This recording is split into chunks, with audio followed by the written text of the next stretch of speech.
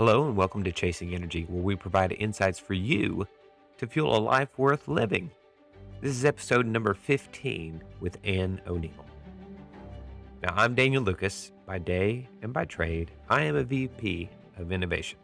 I was an endurance athlete and an ultra runner for over a decade, and now I focus on sharing practical and sustainable insights about mindset, nutrition, and training. Today's guest is ONeil. Anne is a WNBA and Division I academic and athletic All-American. She did some color commentary as well. She currently works for an IT security company called Palo Alto as a business consultant.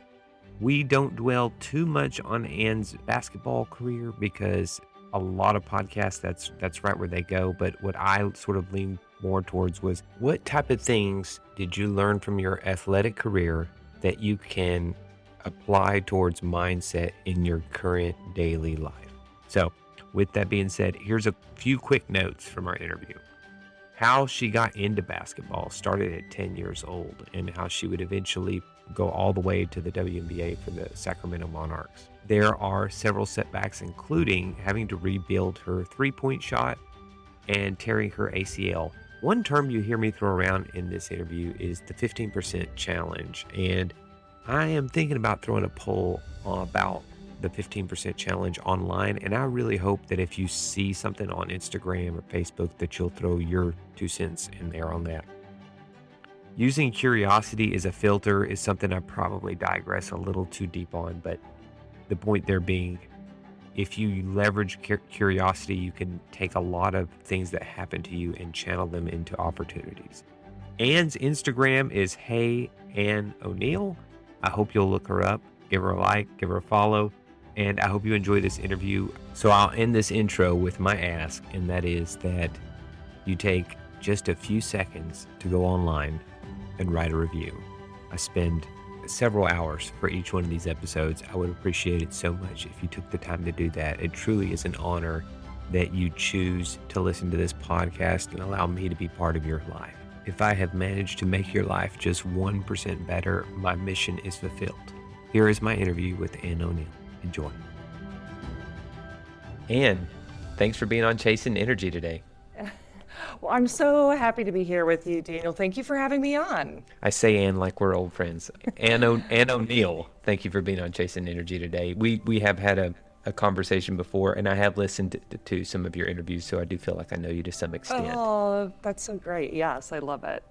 So let's start by exploring a little bit about your background, because I feel like it's going to help us get a better idea of what shapes you and what makes you you, and it'll sort of steer the conversation we're going into. So start with the soccer experience, if you don't mind. Oh, yeah. Man, growing up, so I'm from Cedar Rapids, Iowa originally, and I just grew up a very, very curious kid, and I was in and excited about all different types of sports. So I played like Olympic development soccer with the all boys team, traveling team growing up in elementary school. I did swimming lessons, swim team, everything. I was just very curious about the world and also animals and art and everything.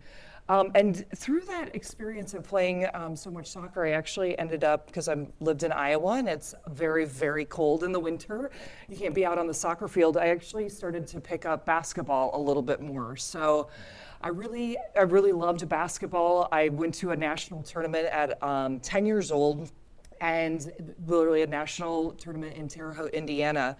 And everyone was so tall and they were so great at basketball. And I was like, man, I want to be as good as one of these players that I'm playing against. And so I came home from that national tournament at 10, 11 years old and really kind of focused in on basketball and just really wanting to be as good as some of the players I watched. And that developed, that mindset developed over time. And I played Division I basketball. I went to the University of Illinois for 1 year and then transferred to Iowa State University.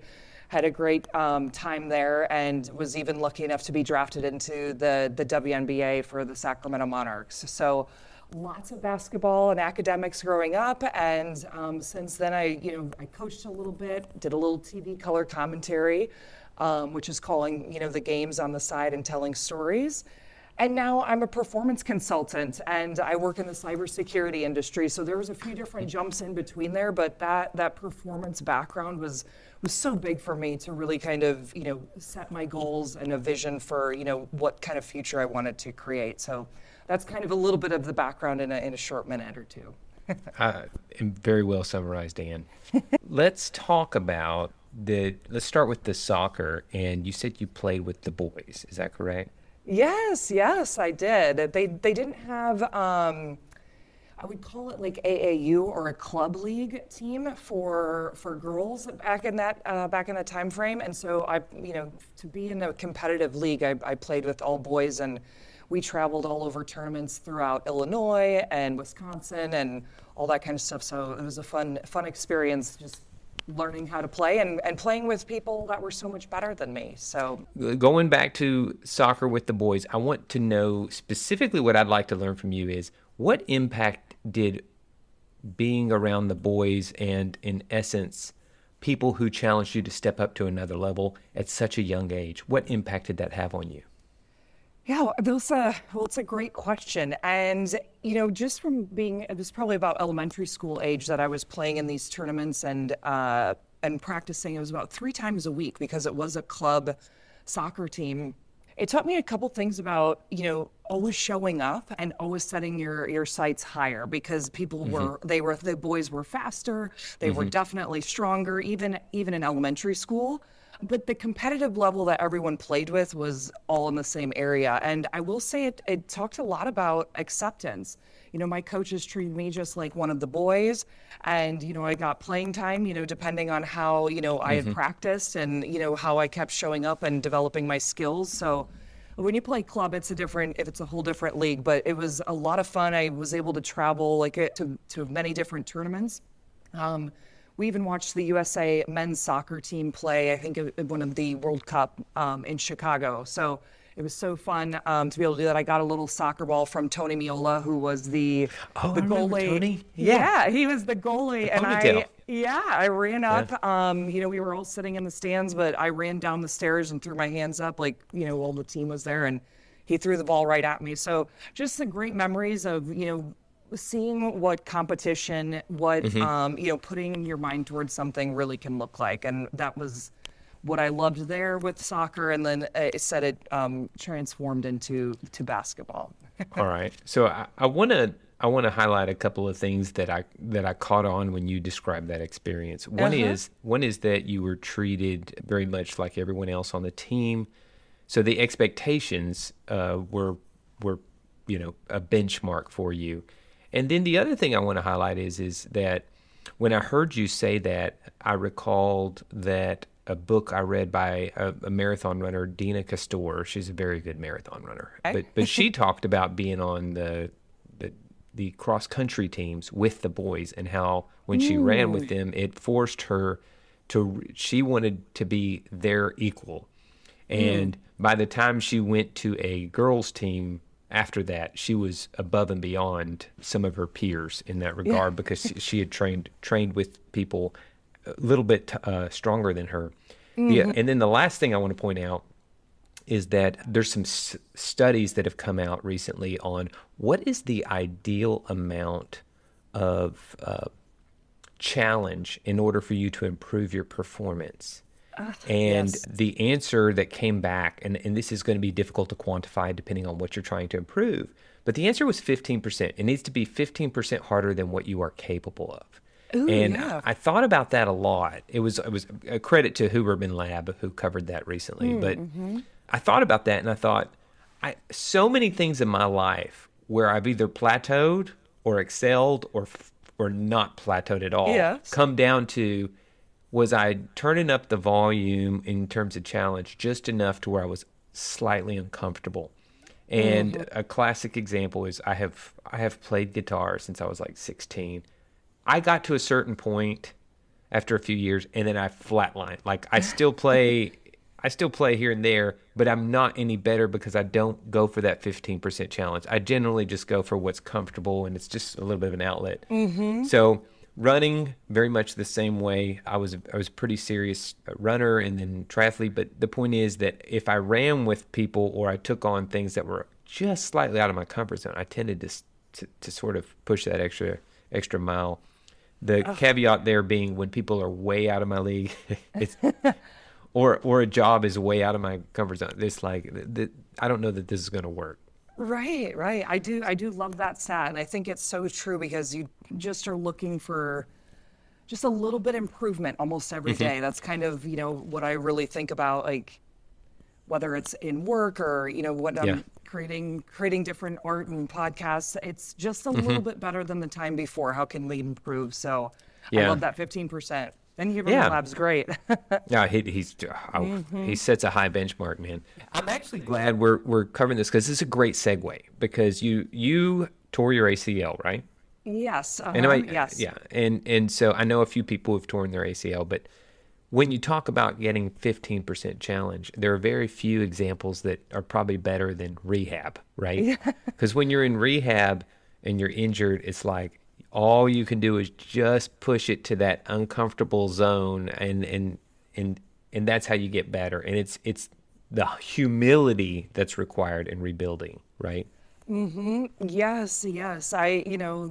Especially to be an elite athlete, playing Division I basketball, and that was in the Big 12 conference at where Iowa State was at. And, to tear your ACL, it really does take about a year for you to get back into even that equal playing field where you were at previously.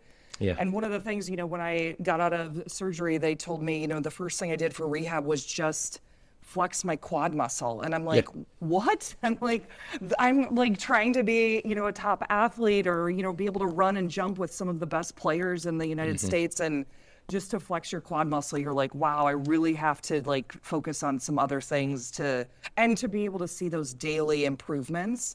Otherwise that was, mentally a ginormous challenge to come back from.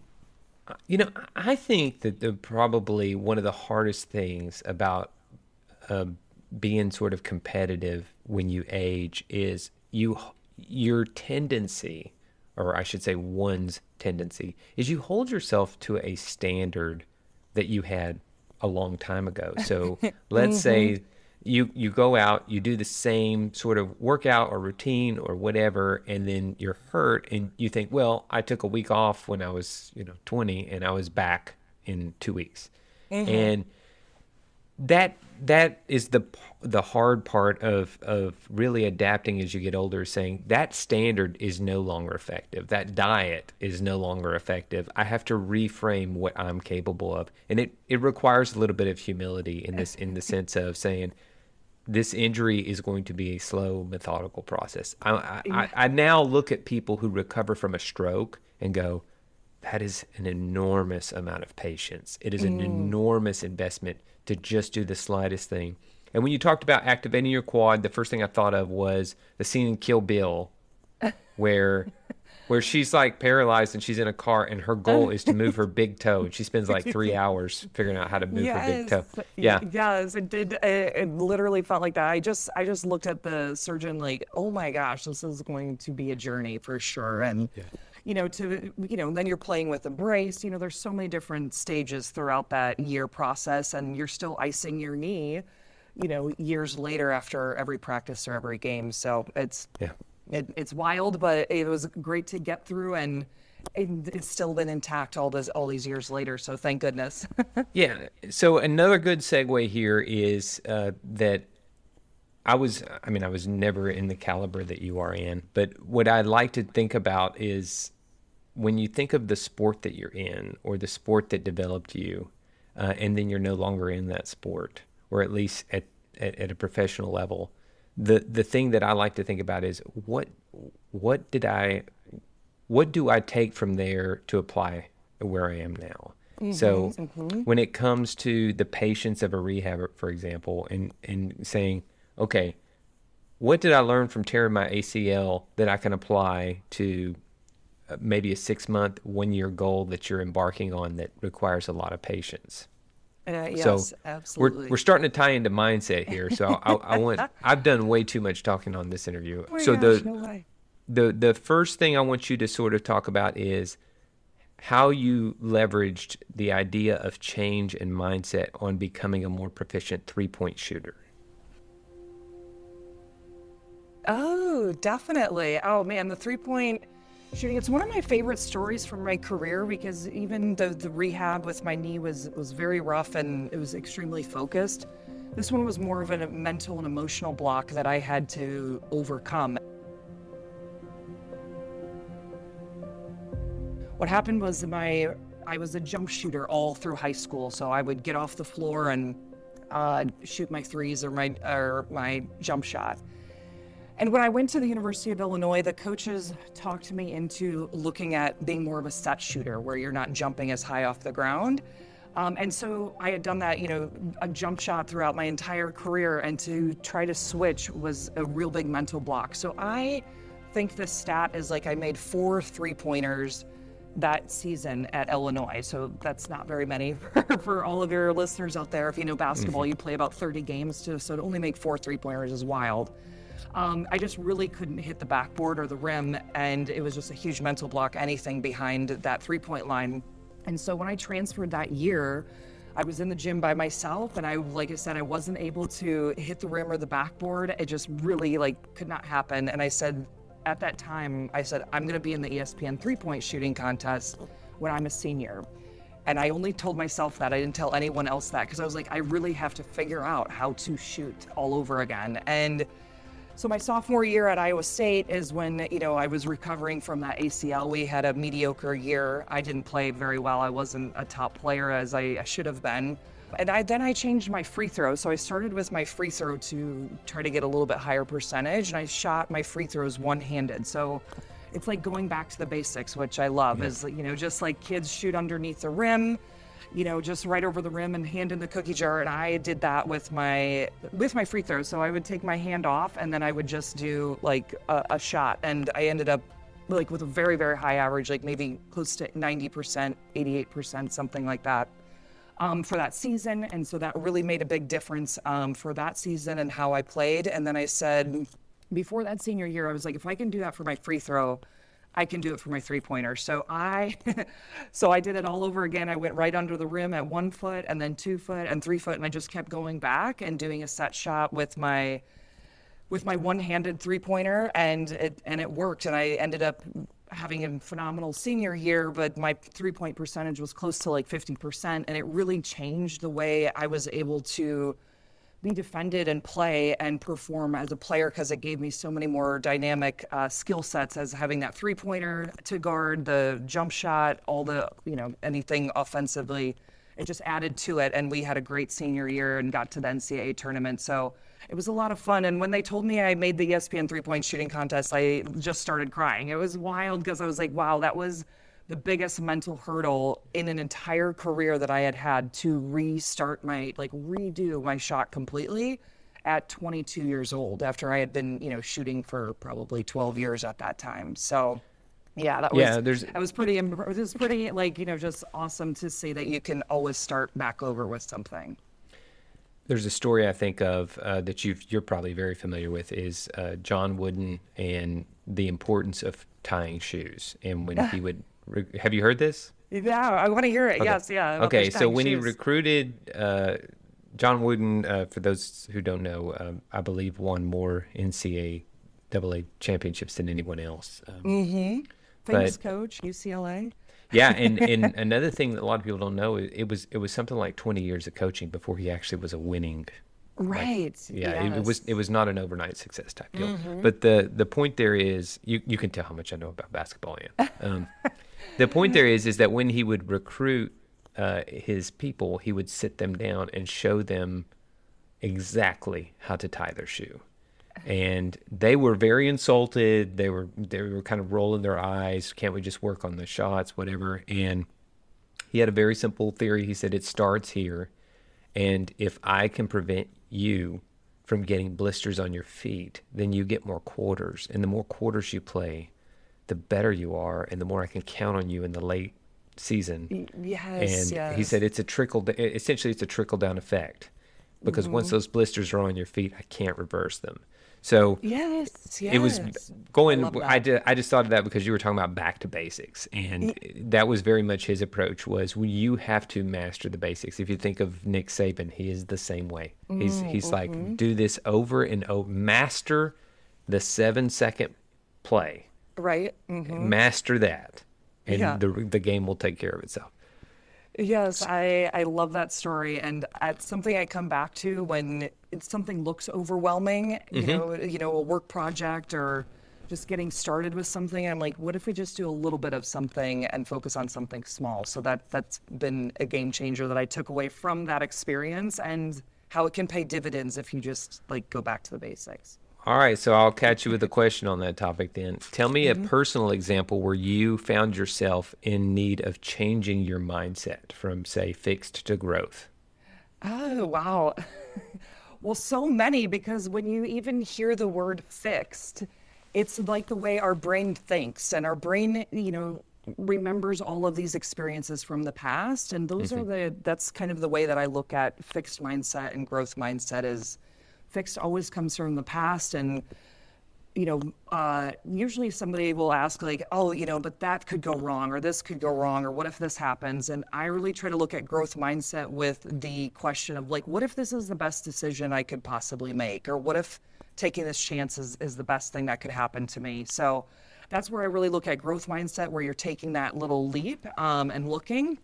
Man, I've had so many different personal ones. I would say probably the biggest one for me was just recently. I was let go during the pandemic in 2020. And I know very many listeners can probably relate to that, or know someone, a friend that, was let go because of the pandemic. And I was working for a consulting firm at that time, and, businesses weren't paying, $200,000 for consulting at that time. So they had to let go of about 3/4 of our company. And at that time, I could make the choice of jumping into or really looking for the next job right away with a consulting firm or something I knew really well.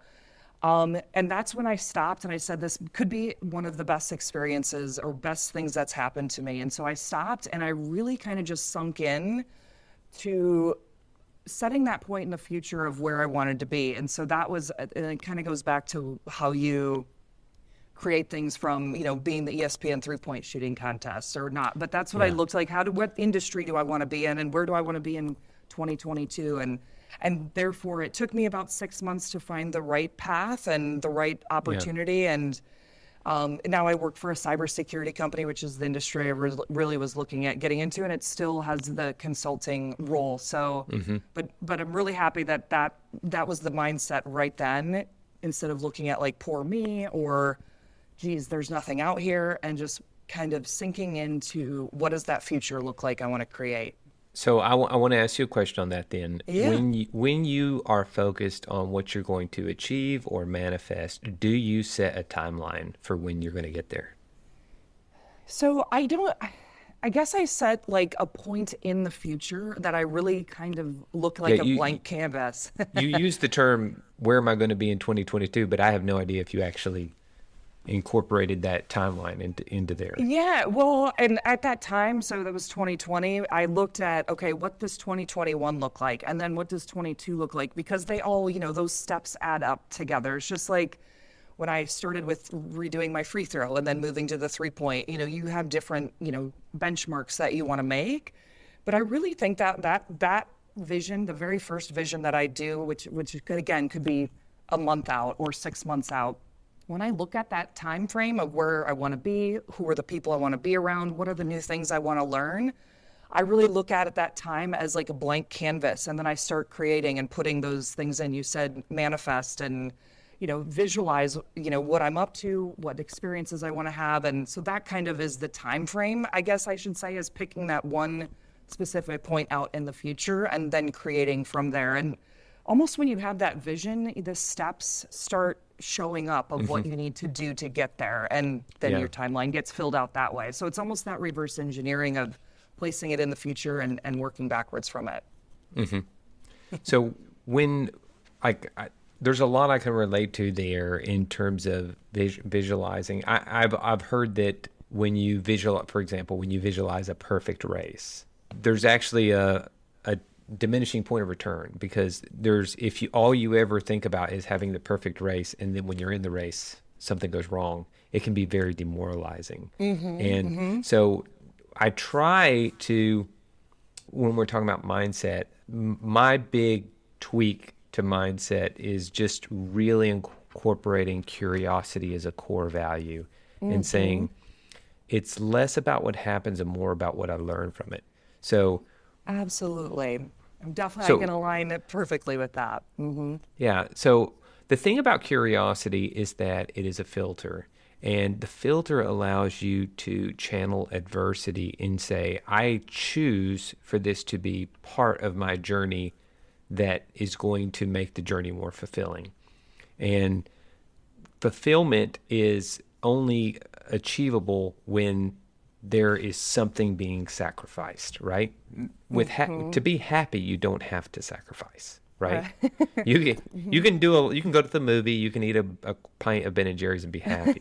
But to be fulfilled, it almost always requires some type of sacrifice, and more often than not, it has to be at least somewhat altruistic. So Absolutely. when I'm struggling with what could be called circumstance or adversity or whatever, I'm constantly going back and saying, okay, just be curious about this. And instead of saying, why did things like this happen to me, you could reword it into what things happened for me, or you could say, what is the teaching moment here, right? So these are, by the way, Anne, these are conversations I have on a very regular basis with my kids. So if I seem a little scripted, I've had this conversation a few times. Absolutely. I love that. And it's so funny that, to be able to have this conversation is because as many times as you hear it, you have to keep reminding yourself. So I'm just listening to it like it's brand new for me again about, staying curious and just really always asking like, oh, what can be great that comes out of this? The stories, even if you've looked at the stories I've shared, they come from the hardest challenges because they were the most rewarding of the paths that you had to take, what you overcame, and then you finally were able to reap the enjoyment from it. But it's all about literally, it is about the journey of discovering about yourself, of how much you can grow. And that's probably the best wording to put into the curiosity filter there is I'm here to grow as much as I can. Yes, and not necessarily, as the famous saying right now from a Stoicism perspective is, the obstacle is the way, which is from Marcus Aurelius's Meditations. Stop trying to avoid the obstacle is often the way. I do. I love that Stoicism. I do follow a lot of those great quotes, yes. Yeah, I love it. And in fact, one of my little taglines for the podcast is fueling a life worth living. And creating a life worth living from virtue is a big part of the Stoicism philosophy. Yeah. So tell me what kind of things you're working on right now, and I'd love to hear about your podcast, and I'd love for you to share a little bit about what you've been working on. Oh, absolutely. Yes, thank you. So I started my podcast a few months ago, and it's called Get Busy Livin', and it was created from a story from my family. And my parents had their 45th wedding anniversary, and I had created all these kind of videos and fun stickers and things like that that said GBL on them, like for Get Busy Livin'. And so I thought, I was going to make these like a big party thing for my folks. Well, my dad comes out and he has T-shirts and hats that say GBL on them.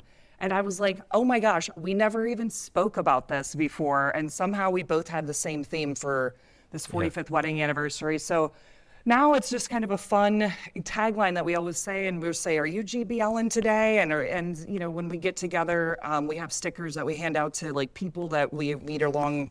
Like we went to Sedona and met people and give stuff away. And it's just kind of ended up being a fun storyline and a fun little community that's created. So I created the podcast from that Get Busy Living line and kind of fun family thing. And it's all about good vibes, growth mindset, and giving back, because I really wanted to be curious about and know new ways that people were giving back and helping their communities. And it's so interesting because you see people online and they're great, successes and things like that. And then when you hear about this other thing that they're doing, it just exponentially grows of like who that person is. And so that's really the piece that I'm most excited about for sure. And so every person brings on a nonprofit or charity. And so again, that's the Get Busy Living podcast.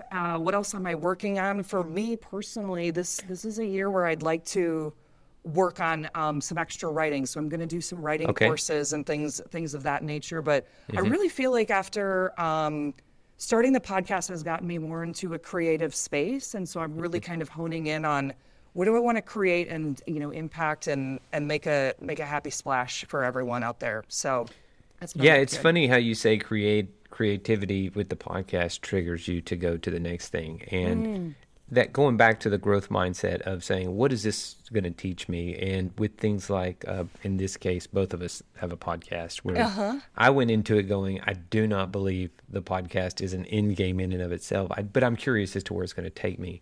A quote that I thought of when you talk about Get Busy Living is Shawshank Redemption. And they say, get busy living or get busy dying, and that hope is a good thing, maybe the best of things, and no good thing ever dies. Yes. And it is like that was from the movie, but we somehow pulled it out, like I said, both times for the 45th wedding anniversary. So, yes. I think you made it your own. I love it. Yeah, now we're GBLN and making it our own. But it is, I absolutely love that movie, and I love the line about hope.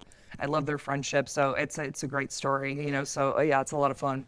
I recently watched it with my son, who's newly a teenager, and I will tell you, it was a rite of passage because first of all, it's aged incredibly well. The movie's from 1994, so I was pretty young when I saw it. I was probably just a little bit older than him, and but there were so many highs and lows in that movie that it was fun to share the experience of him getting to see it and see how he reacted to certain peaks and valleys in the movie. Oh, I love that. I love when there's always some good one-liners that you can remember and, keep, talk about mindset that, he had in that movie to continue to grow and get out of Shawshank. He had he had a 20-year plan from the very start. He talk had a about 20-year a long plan.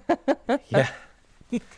So how about, Ann, we'll talk a little bit about, so outside of looking up the podcast, is there anywhere on Instagram or anything like that you'd like people to look you up? Sure, yeah, come hang out with me. I am at Hey, Hey, Ann ONeil, ANNEONEIL, Hey, Ann ONeil on Instagram and LinkedIn. You can find me there. Actually, Twitter too. I'm just starting to tweet a little bit more. Like I said, your creativity, and you start meeting people around that corner sometimes when you get interested and start doing things, staying curious about things. Absolutely. So yeah, I talk a little bit about podcasts, a lot about meditation. That's one of the things that it's really grown on me the last probably 5 years or so. And because I think sports and like you said with running, you're kind of in a meditative state, like a flow state when you're practicing something like that. And Mihai Csikszentmihalyi. Yeah. Yes, I love it. Have you read any of his books, Mihai Csikszentmihalyi? I don't think I have, no. Okay, he coined the term flow. Flow. Yeah, and it is an incredibly important part of what my journey has been the last 10 years. It's just that moment when everything seems to fall into place, and you can't force it into place, and when it leaves you, it's unfortunate because it's just such a magical feeling. I do want to add two things before we finish up. The first one is that when you talked about how the creativity from the podcast has been triggering you to be more creative in other areas, I read the bio of Leonardo da Vinci, the most recent one, and it was thick. And I am not an artist, at least not in the drawing sense, but when you learn about his life's journey and all the way up to ending with the Mona Lisa, it's almost impossible to study that stuff and then not look at things and be more aware of how much creativity is all around you that you just either didn't see before or you just weren't awakened, whatever. And then the last thing, sorry about that digression. The last thing I'll ask you is, I heard you say on another podcast that you like to do walking meditation. Can you give us a little bit of tidbits, because I walk a lot, on how we can leverage walking time as a way to be more mindful? Oh, Oh, absolutely. I do study Dr. Joe Dispenza, those meditations, but I'm always open to learning any new meditation. And because I feel like it propels my day in such a different way. Almost like when I used to get up and go lift at the gym or do my dribbling drills or shoot, and it would set the day on a certain course. And that's what I've been doing with the walking meditations. I live down here in Miami now because I also loved being in the sun. So I had to leave Iowa and get warm. And so I go to the beach every morning and, listen to it's about an hour long walking meditation. But I really like the walking because I'm sure you have a bunch of athlete listeners out there, that have already been in some kind of a flow state or love working out. And it's just a way to get into a meditation without, your brain on overload about like, what email do I have to write? Or, what about that work project? Or what do I have next for the day? It's just a way that really kind of starts me out. So yeah, it kind of just sinks in, listening to things that you want to create. And I would say the other thing that parallels with that really helps me out is I create like a folder in my camera phone.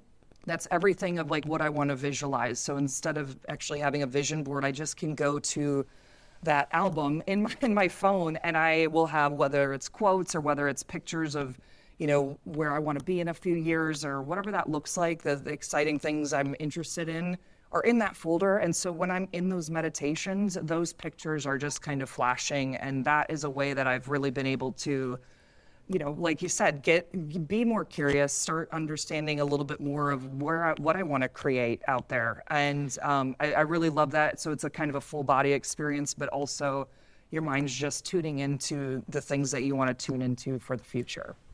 A question on that, Anne, have you ever found yourself in a position where you have a dichotomous decision or binary in terms of manifestation where, let's say you've been doing the visualization folder in your smartphone, and you find yourself going, I have to choose, but I can't, at least for this year or whatever, there's a finite amount of time and resources, and I'm going to have to pick which one of these is meant or that is more feasible to achieve this year. Do you ever find yourself having to cross stuff out or have to make the decision of this is no longer an important thing right now, or this isn't as important as I thought?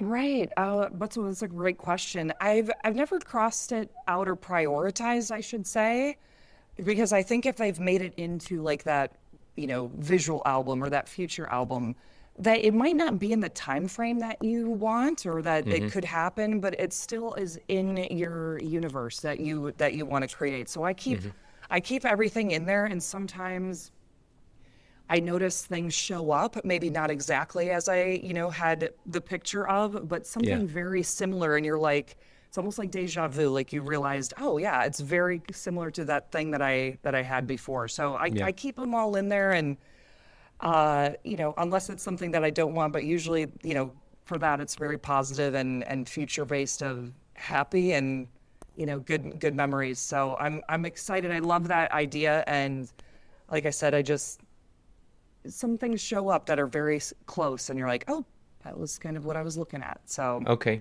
So you don't actually filter, you more or less put them in there and then just let them sort of appear as they may. Right. Yes. Like I said, I had, just had been talking recently to a friend about this thing that I wanted to write, or this idea I had about writing. And it was just like last week, and it was a Sunday night, and we just had dinner, and I talked for about an hour about writing and what my idea was and went through a few of the details. And the next day I went to Instagram, and there was a writing course with someone I had really wanted to work with, and it's Elizabeth Gilbert from Eat, Pray, Love. And she hasn't done an in-person event for a long time. And I was like, so that's something that just showed up, and I'd been talking about it. I had been intending it. I'd been meditating about it. And then all of a sudden this event showed up the next day, and I was like, I got to sign up. So I immediately signed up, and I'll figure out the flights and whatever else later. But I just felt like that was something very connected to what I had already been speaking about and intending on. So that's a great kind of story. like an idea. Yeah, you never know. And I wasn't planning on doing a workshop or anything like that, but it showed up, and I was like, this is what I need to do. So there you go. I love that. And then you take action when you see it. There you go. And that is the key part, right? It's visualizing things are only going to matter if you're willing to take the action, right? Right. Yeah. Take that. Take those chances. Dave Mathews is one of my favorite all time. Just because I just said take these chances. Favorite all time artists. Yeah. Ants marching. The Ants Marching is so big, and the Ants Marching song, and even the Iowa State band learned how to play Ants Marching for us back in the day, and still played it to this day. It's got a great drum beat, but he has a line in there that says, take these chances. So that's kind of what I think about, whether you're meditating or, the growth mindset is really taking those chances and seeing what is possible out there. Wonderful. And I think that's a great note to end on. And I appreciate your time so much and sharing your insights on your history of mindset and athleticism and your current role of integration and visualization. I look forward to interviewing you when you have that New York Times bestseller. Oh my gosh, I love it. I love it. Thank you so much. I really, really enjoyed the time. I'm so excited for your listeners. It's just great energy, and I love what you're up to. So thank you so much, Daniel. Hey, thank you, Ann. So I was editing this podcast. It was very apparent that I'm a little bit of a bumbling idiot when it comes to basketball terminology. I do apologize for that. Never claimed to know a bunch about that sport.